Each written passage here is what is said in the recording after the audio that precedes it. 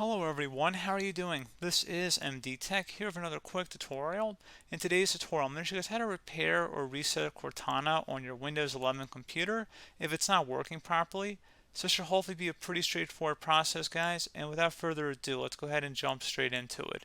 So all you need to go ahead and do here would be to right click on the Windows Start button, and you want to select Settings.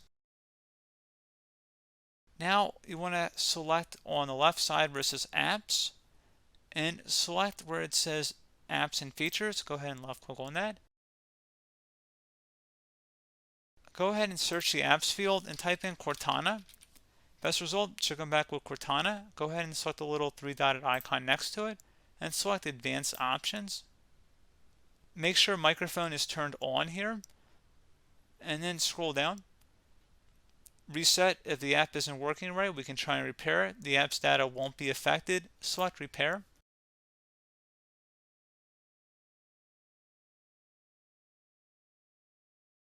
So hopefully at that point when you restart your computer, the issue should have been resolved.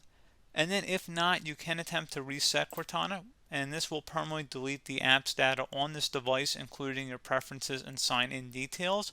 Select Reset.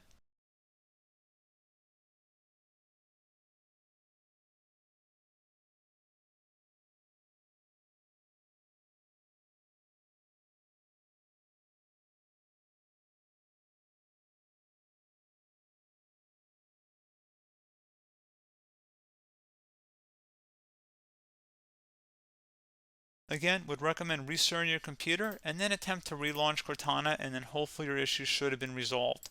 So as always, thank you guys for watching this brief tutorial. Do hope I was able to help you out, and I do look forward to catching you all in the next tutorial. Goodbye.